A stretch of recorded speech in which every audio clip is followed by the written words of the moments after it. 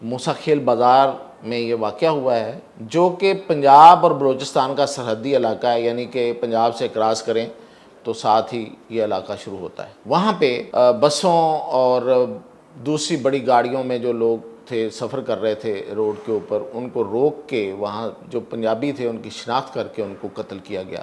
اس کو social media میں اور باقی جو وہ لوگ جنہوں نے کیا وہ جوڑ رہے ہیں اکبر بگٹی کے ساتھ۔ آج کے دن اکبر بگٹی کو بھی مارا گیا تھا۔ اکبر بگٹی حکومت پاکستان، ریاست پاکستان اسٹیبلشمنٹ کا فرنٹ مین تھے۔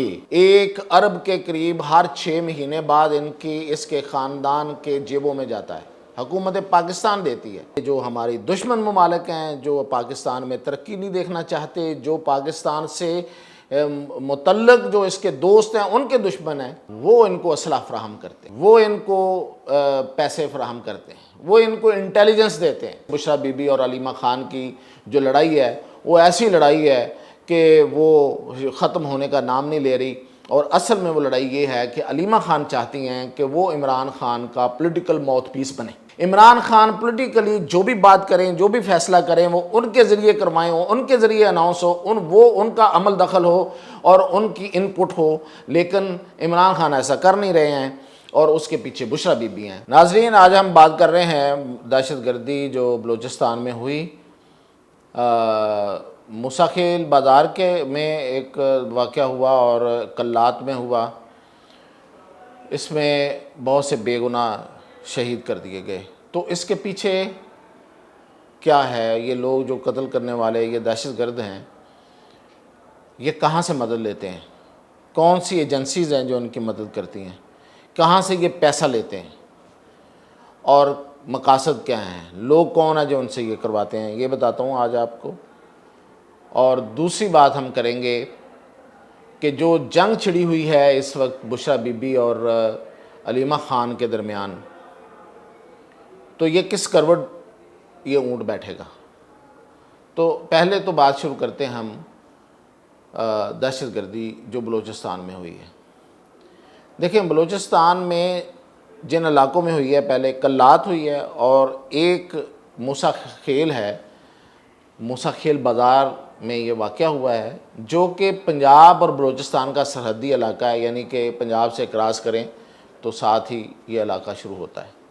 وہاں پہ بسوں اور دوسری بڑی گاڑیوں میں جو لوگ تھے سفر کر رہے تھے روڈ کے اوپر، ان کو روک کے وہاں جو پنجابی تھے ان کی شناخت کر کے ان کو قتل کیا گیا۔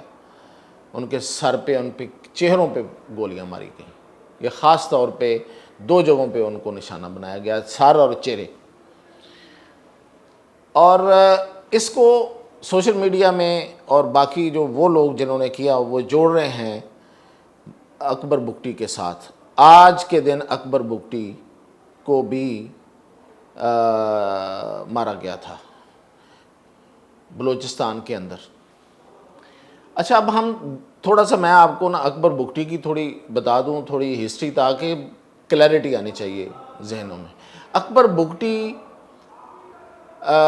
حکومت پاکستان، ریاست پاکستان اسٹیبلشمنٹ کا فرنٹ مین تھے شروع دن سے۔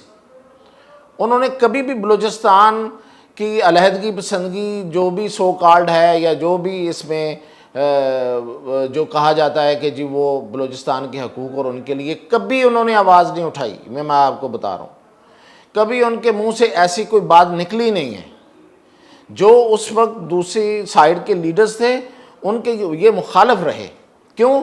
کہ یہ وزیر اعلیٰ بھی رہے، یہ گورنر بھی رہے، یہ عہدوں پہ رہے، یہ مختلف مراتب پہ فائز رہے، تو اسٹیبلشمنٹ کی مدد کے بغیر تو کوئی نہیں رہ سکتا۔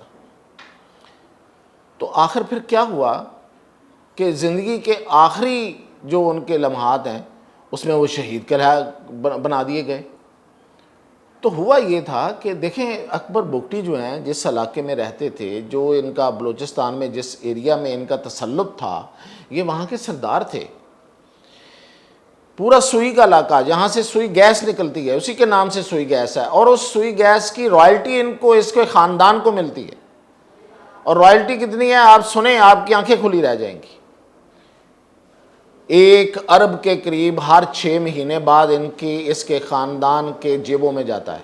حکومت پاکستان دیتی ہے، جا کے پیش کرتی ہے ان کی خدمت میں 1 ارب کے قریب۔ تو اتنا پیسہ ایک خاندان کے پاس جاتا ہے، اور اس پورے علاقے سے سوئی گیس نکلتی ہے۔ کیا اس پورے علاقے میں باقی لوگ جو ہیں وہ انسان نہیں ہیں؟ ان پہ یہ پیسہ خرچ نہیں ہونا چاہیے تھا؟ نہیں ہوا۔ دیکھ لیں جا کے، آج بھی وہاں نہ اسکول ہے نہ اسپتال ہے، نہ تب انہوں نے بنایا جب وہ وزیر اعلیٰ اور گورنر تھے، نہ انہوں نے لوگوں کو تعلیم حاصل کرنے دی کہ لوگوں کو شعور ملے، اور لوگوں کو بھیڑ بکریوں کی طرح رکھا۔ تو یہ ہیں وہ لوگ، سردار اور نواب بلوچستان کے۔ اور یہی بات مشرف کے منہ سے نکلی تھی، جو میں نے ایگزیکٹلی جو ابھی جملہ بولا ہے کہ اصل مسئلہ ہے سردار اور نواب۔ لیکن بھائی مشرف صاحب نے جو بلنڈر کیا اس کا بھی تو میں آپ کو بتاؤں نا۔ یہ تو وہ کہہ گئے، انہوں نے کہا ان کو ایسی چیز ٹکرائے گی کہ ان کو پتہ نہیں لگے گا کون سی چیز ٹکرائی، اور پھر ان کو شہید کر دیا گیا، شہید کا درجہ دے دیا گیا۔ پتہ نہیں ان کو شہید کہنا چاہیے یا نہیں، لیکن لوگ تو اب کہتے ہیں۔ کیوں؟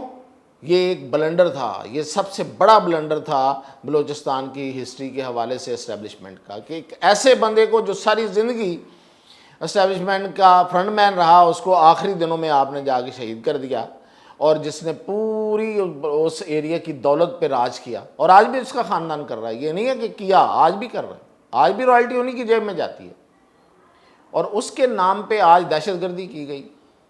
اور وہ یہ دہشت گردی کرنے والے لوگ ہیں کون جو پہاڑوں پہ چڑھے ہوئے ہیں؟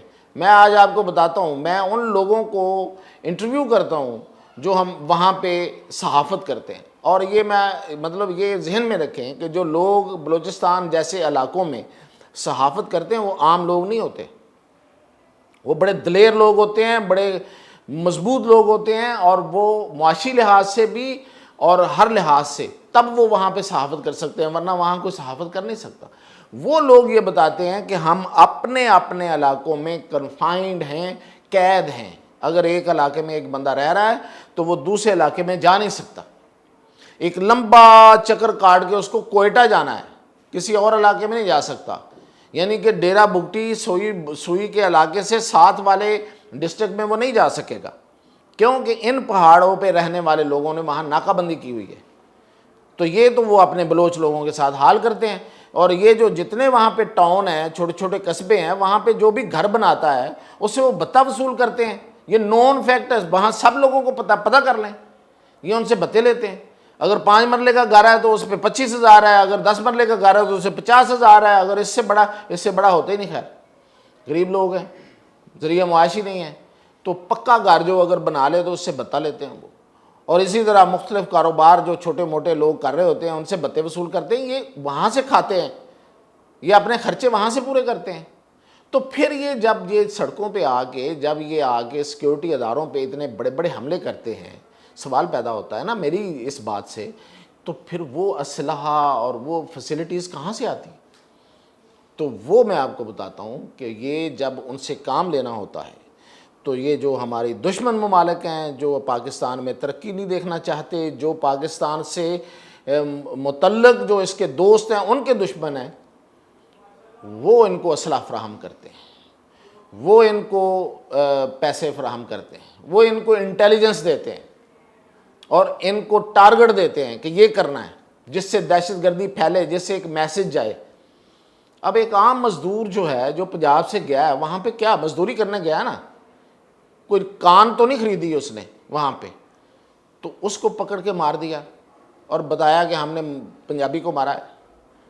تو یہ بیسیکلی دیکھیں، یہ اسٹیبلشمنٹ کو اس میں سوچنا ہوگا کہ ہم جو پنجابی ہیں بھائی، ہم آپ کے نام پہ کتنی قربانیاں دیں گے، اور یہ دیکھیں اس پہ اپنی نظر ثانی کریں، کس طرح سے اکبر بگٹی کو آپ نے شہید بنایا، اور اسی طرح اور بھی بہت سے کام کرتے ہیں۔ میں ایک چھوٹی سی آپ کو ایک مثال دے دیتا ہوں۔ چمالانگ میں ایک کوئلہ کی مائن ہے، وہاں پہ ایک بندہ گیا جو کہ میرا بڑا قریبی بندہ تھا، اس نے وہاں اس کا کنٹرول تھا، اس نے مجھے یہ بتایا، اس نے کہا کہ 2 بندے تھے اس ایریا سے جو پہاڑ والوں کے ساتھ ملے ہوئے تھے، یہ جو بندوق والے، تو ان میں سے ایک کو ہم نے پکڑ کے بٹھا کے اس سے انٹرویو، اس سے پوچھا بھائی تمہارا مسئلہ کیا ہے، اور اس کو جب پتہ چلا کہ مسئلہ تو معاش ہے، 1,000 روپے کا نوٹ اس کو دکھایا, وہ نوٹ نہیں پہچان سکا کہ یہ کتنے کا نوٹ ہے, یعنی کہ اس نے زندگی میں 1,000 کا نوٹ نہیں دیکھا تھا. پھر اس کو انہوں نے 10,000 کی نوکری دی اسی کان میں, چمالانگ میں, اور گھر بنا کے دیا, وہ تائب ہو گیا. دوسرا بندہ جو تھا وہ خیر نہیں ہوا, خیر کہیں کسی مقابلے میں مارا گیا. تو یہ لوگ ہیں بھائی, یہ لوگ آپ سے کچھ نہیں چاہتے. ان میں جو ان کے اعلی کار بنتے ہیں, جو اوپر کو 3 4 5 10 لوگ بیٹھے ہوں گے جو بیرون ملک سوئٹزرلینڈ یا ادھر سے آپریٹ ہوتے ہیں, اور ان کو کوئی اور آپریٹ کرتا ہے. ہمیں پتہ ہے کون آپریٹ کرتا ہے, یہ بیرون ملک سے بیٹھی ہوئی لوگ آپریٹ کرتے ہیں, اور ان کو ایجنسیز آپریٹ کرتی ہیں جو پاکستان مخالف ایجنسیز ہیں, اور جو اس خطے کی مخالف ایجنسیز ہیں, جو اس خطے میں پاکستان کو ایک جو مل رہا ہے معاشی لحاظ سے ایک مقام مل رہا ہے, وہ نہیں چاہتی. وہ ہماری دشمنی میں یا کسی اور کی دشمنی میں, تو وہ ان کو پیسے دیتے ہیں, وہ ان کو اسلحہ دیتے ہیں, وہ ان کو انٹیلیجنس دیتے ہیں, اور ان کو استعمال کرتے ہیں. تو یہ ہے ٹوٹل کہانی.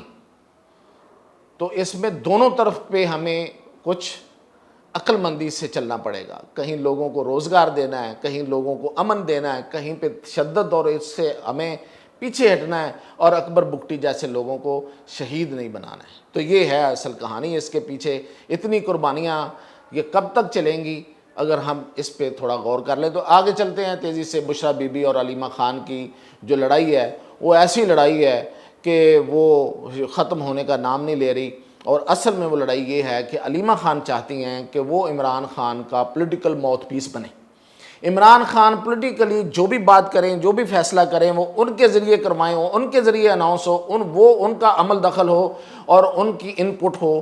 لیکن عمران خان ایسا کر نہیں رہے ہیں, اور اس کے پیچھے بشریٰ بی بی ہیں. وہ اس لیے نہیں کر رہے ہیں, اس لیے بھی نہیں کر رہے ہیں. ایک تو بشریٰ بی بی ہیں جو کہ چاہتی ہیں کہ علیمہ خان اور ان کی بہنیں جو ہیں وہ نہ آ سکیں اس سارے کھیل میں, ان کا کوئی حصہ نہ ہو. اور دوسرا یہ ہے کہ بھئی علی امین گنڈا پور اور یہ باقی لوگ ہیں, ان کی ضرورت ہے عمران خان کو, اس لیے کہ وہ ایک وزیر اعلیٰ بنایا گیا, اس کے تعلقات ہیں, اس کے تعلقات کو بھی استعمال کرنا, اس کے پاس ریسورسز ہیں, ان کی بھی ضرورت ہے.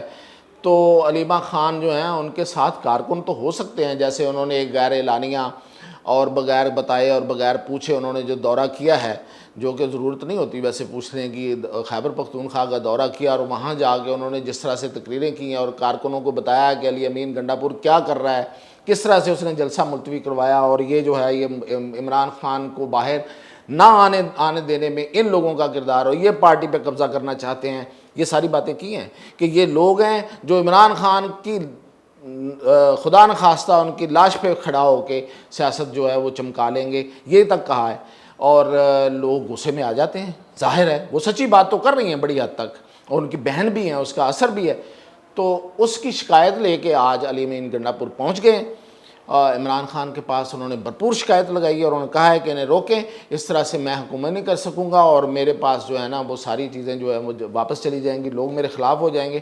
اور عمران خان نے کہا ہے کہ آپ یقین رکھیں میں علیمہ خان کو کسی طریقے سے سائڈ پہ کر دوں گا, آپ ان پہ زیادہ بات نہ کریں اور زیادہ ان کا ذکر نہ کیا کریں, تاکہ وہ ہائی لائٹ نہ ہوں. تو وہ آپ پریشان نہیں ہونا, سارے کام جو ہیں وہ اسی طرح ہوں گے جس طرح پہلے ہو رہے ہیں.